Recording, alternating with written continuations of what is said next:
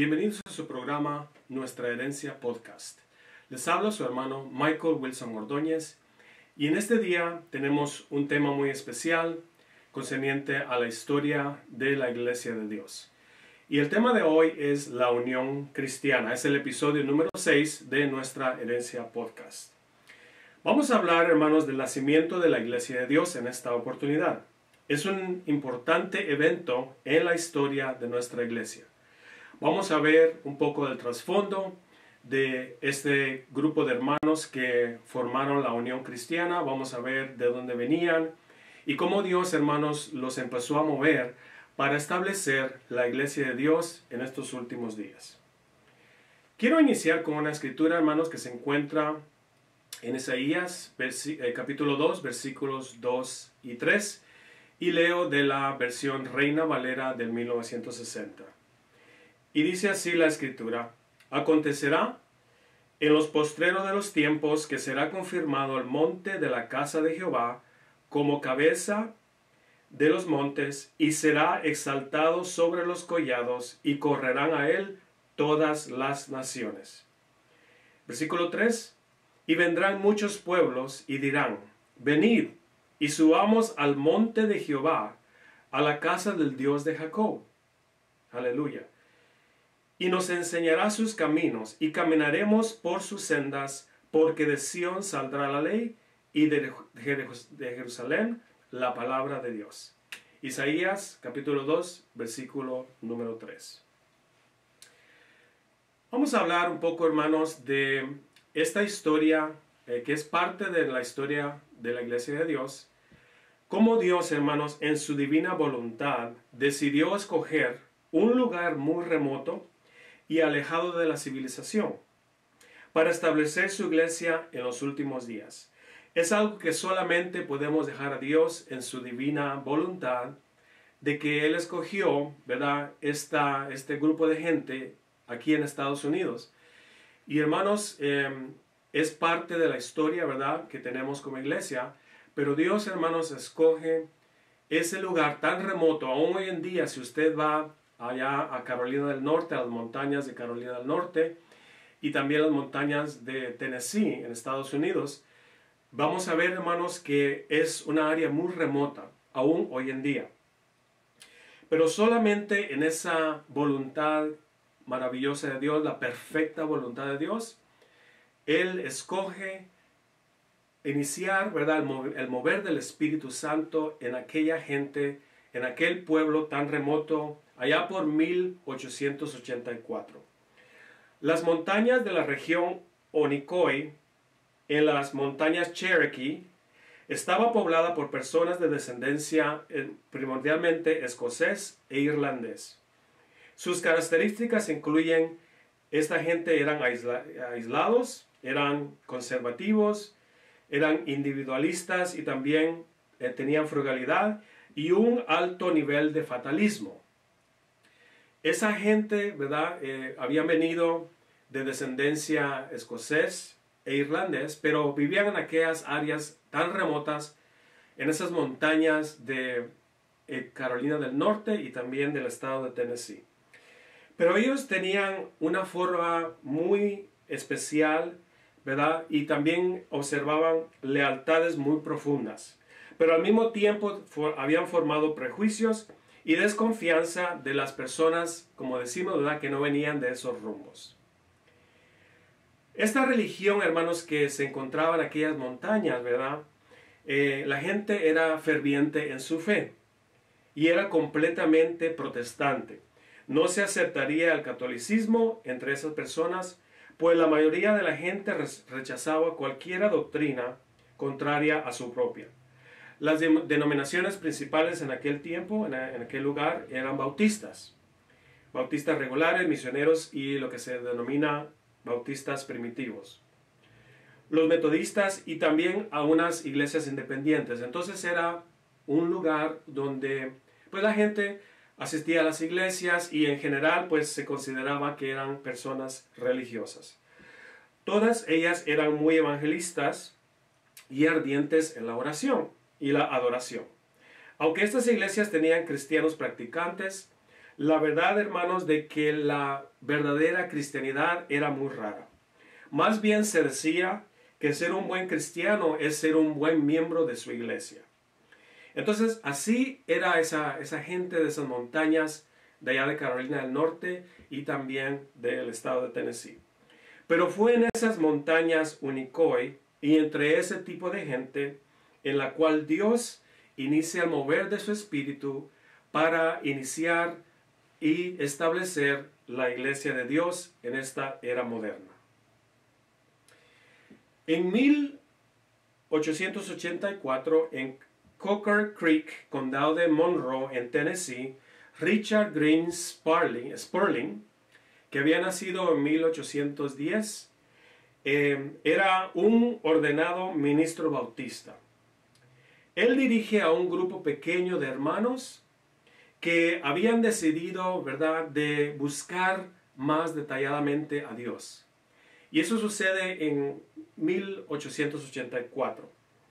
Estos hermanos se habían decidido reunirse, tenían reuniones de oración, estudiaban la Biblia, ¿verdad? Pero ellos buscaban una respuesta para ese legalismo espiritual que existía en aquel tiempo.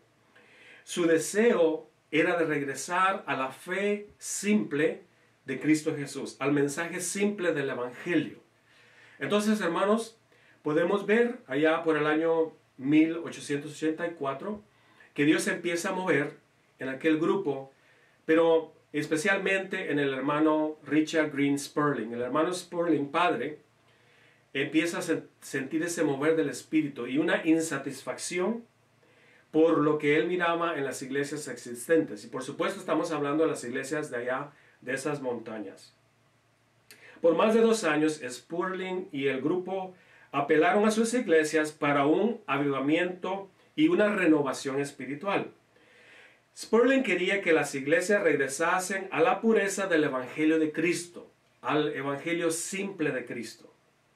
Él sentía que la iglesia se había alejado de Cristo y que tenía que renovarse de nuevo hacia Él. Entonces, con ese mover del Espíritu, Dios empezó a moverse en este grupo pequeño, ¿verdad? Eran cristianos, eran bautistas, pero ellos sentían algo, que algo les faltaba, o más bien que estaban siendo movidos o restringidos por el legalismo y la manera que esas iglesias tenían de hacer su religión, como se dice, ¿verdad? Y con oración y llanto y súplicas, Sperling quería que su iglesia lo escuchara, pero sus ruegos fueron ignorados. Eso es parte de la historia que vamos a contarles aquí en este día, ¿verdad? De cómo Dios empezó a mover en este grupo de hermanos que buscaban realmente a Dios, que tenían el deseo de regresar a lo básico del Evangelio, de las Escrituras. Y estos hermanos tenían ese deseo, pues, de buscar algo más de Dios. Ahora vamos a hablar de lo que sucede en 1886, o sea, 2 años después. Entonces, hermanos, vemos que por 2 años más o menos, estos hermanos, dirigidos por el hermano R.G. Sperling, trataron de traer un avivamiento a sus iglesias, ¿verdad? Ellos empezaron con sus iglesias. Pero allá en agosto de 1886, Sperling, ya habiendo entendido que reformar a sus iglesias sería imposible, llama a una reunión con aquellos hermanos que sentían lo mismo y que compartían una hambre espiritual. Entonces, hermanos, Dios se mueve en estos grupos pequeños de hermanos y hermanas, porque ellos querían hacer algo más para Dios, querían regresar a la verdadera fe del Evangelio de Cristo, a las Escrituras, y salirse, hermanos, de esos credos del hombre, ¿verdad? Porque ellos sentían que lo que sus iglesias enseñaban, lo que practicaban, pues ya no era la Biblia, sino que eran los credos de los hombres. Y el 19 de agosto de 1886, una fecha muy importante para nosotros, hermanos. Recuerda, agosto 19 de 1886, la reunión es llamada por el hermano Sperling en un salón construido por él mismo en Barney Creek, en allá en el estado de Tennessee. En aquellas montañas, ¿verdad?, habían arroyos, eso es lo que significa la palabra creek en español, ¿verdad?, arroyos o ríos pequeños. Entonces los lugares se conocían por donde pasaba algún arroyo, ¿verdad? Habían ciudades o pueblos que tenían nombres, pero si no tenían un nombre, decían, bueno, está Sperling y vive allá en Barney Creek, ¿verdad?, en el arroyo de Barney. Entonces, esta asamblea solemne, como ellos le llamaron, inicia con una oración para dirección divina, para poder tomar decisiones que iban a tomar como grupo y hacerlo de una manera espiritual. En esa reunión, el 19 de agosto de 1886, el hermano Sperling habla persuasivamente y aún apasionadamente sobre aquellos asuntos religiosos por los cuales ellos se habían reunido. Entonces, esa reunión, hermano, fue muy importante en nuestra historia. Porque podemos ver, hermanos, este grupo habían tratado de reformar sus iglesias, de traer avivamiento, pero sus esfuerzos habían sido en vano. Entonces ellos se reúnen y en esa reunión ellos sienten un mover del Espíritu Santo aún más profundo. Siendo que sus iglesias habían rechazado y resistido el llamamiento al avivamiento, ellos consideraron una separación para preservar su identidad espiritual. Entonces, no pudiendo convencer a sus iglesias, a sus ministros, ¿verdad?, ellos deciden separarse. Pero fue el mover de Dios, hermanos. Fue el mover del Espíritu Santo para formar algo nuevo. Entonces, ellos deciden de formar lo que ellos denominaron una unión cristiana. Así le pusieron de nombre, Unión Cristiana. Y ellos deciden que una unión cristiana debía de ser formada para restablecer las doctrinas básicas de la Biblia. Su meta fue de restaurar la cristianidad apostólica, o sea, basado en el Nuevo Testamento, y traer también la unión a todas las denominaciones. Entonces ellos forman esta llamada unión cristiana porque querían regresar a la cristianidad apostólica, a lo que nos enseñan las Escrituras en el Nuevo Testamento, ¿verdad? Los Evangelios, el libro de los Hechos y las cartas paulinas y las cartas de los otros apóstoles. Entonces ellos querían hacer eso, regresar a esa cristianidad basada en la Biblia, pero también su deseo era de unir a todas las denominaciones. Su meta, como les digo, hermanos, fue de establecer este propósito y acciones que ellos iban a tomar. Las palabras específicas que usaron son impresionantes. Vamos a leerlo aquí, hermanos. Este grupo de hermanos, ¿verdad?, guiados por el Espíritu Santo, pero bajo el liderazgo del hermano Sperling, ellos dicen esto: como muchos cristianos, como los que habemos aquí presentes, estamos deseosos de ser libres de todo credo humano y tradiciones, y están dispuestos a tomar el Nuevo Testamento o la ley de Cristo como su única regla de fe y práctica, dando a cada uno derechos iguales, y están dispuestos a establecer juntos como la Iglesia de Dios para tratar negocios igualmente de esa manera, y entonces hicieron el llamado de pasar adelante. Esto necesitaba ser considerado cuidadosamente. 8 personas fácilmente aceptaron la invitación. Y estas 8 personas fueron las siguientes. Y hermanos, tenemos este grupo de hermanos que ahorita les voy a dar los nombres, pero ellos quedan grabados en la historia de nuestra iglesia como los primeros pioneros de la Iglesia de Dios. Y quiero leerles los nombres de estas primeras 8 personas. Richard Green Sperling, padre. John Plemons, Polly Plemons, Barbara Sperling, Margaret Loftus, Melinda Plemons, John Plemons hijo y Adeline Plemons. Estas 8 personas fueron las que pasaron adelante diciendo que ellos iban a aceptar este llamado de formar la Unión Cristiana. En esa misma reunión se encontraba el hijo del hermano Spurling, o sea, Richard Green Spurling, hijo. Y a la primera convocación o ese llamado de formar la Unión Cristiana, él no tomó ese paso de fe. O sea, tal vez tenía un poco de duda o estaba tal vez meditando de si lo iba a hacer o no. Pero en la misma reunión, el hermano Spurling padre hace un segundo llamado, una segunda invitación. Entonces sí, el hermano Richard Green Spurling hijo, que también era un ministro licenciado de la iglesia bautista, él entonces acepta el llamado y llega a ser la persona número 9 que formaron parte de esta unión cristiana. Imagínense, hermano, 9 personas solamente, no miles, no cienes, 9 personas fueron las que Dios llamó y Dios usó para establecer la unión cristiana. Ellos aceptaron lo siguiente en una manera general. Primero, que ellos tomarían el Nuevo Testamento como su única regla de fe y práctica. Número 2 es de que dar a cada uno, cada hermano, cada cristiano, derechos iguales a seguir su conciencia dirigida por el Espíritu Santo conforme a ellos iban a estudiar las Escrituras. Y número 3, que ellos se iban a sentar como la iglesia de Dios.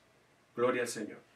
Algo muy interesante, hermanos, que aún hoy en día se pudiera decir es un punto de debate, es esa parte donde dice que ellos iban a tomar el Nuevo Testamento como su única regla de fe y de práctica. Hoy en día hay un poco, ¿verdad?, de discusión sobre eso. La Iglesia de la Profecía, pues nosotros aceptamos toda la Biblia, ¿verdad? Y años atrás teníamos esa palabra que cuando una persona se hacía miembro de la iglesia, hacía el pacto, ¿verdad?, de membresía, y parte de esa declaración del pacto era que íbamos a aceptar el Nuevo Testamento como nuestra única regla de fe y de práctica. Pero parece ser de que ahora hay un poco de discusión, ¿verdad?, concerniente que si los documentos originales, ¿verdad?, de la Unión Cristiana y después de la Iglesia de la Santidad, que si ellos realmente habían puesto que ellos querían el Nuevo Testamento como su única regla de fe y de práctica. Entonces, en mis estudios, hermanos, en mis análisis, documentos que he visto, libros, ¿verdad?, que han escrito historiadores, hermanos, enfáticamente se tenía eso desde el principio. O sea que el Nuevo Testamento como nuestra única regla de fe y de práctica. Entonces, ¿verdad?, hoy en día también a veces se dice que tal vez cuando traducieron del inglés al español, que alguien pues decidió poner esa palabra única. Pero hermanos, nosotros lo vemos aquí en estos documentos originales del establecimiento de la Unión Cristiana. Muy bien. Entonces, ellos llamaron a este grupo la Unión Cristiana, aunque ellos no la veían como una nueva denominación. Si alguna persona de buen carácter se quería unir, sería recibida a esta Unión Cristiana. Si algún ministro, licenciado o ministra, ¿verdad?, pastora, deseara unirse, su licencia u ordenación que había obtenido en su denominación también seguiría siendo válida y sería aceptada por la Unión Cristiana.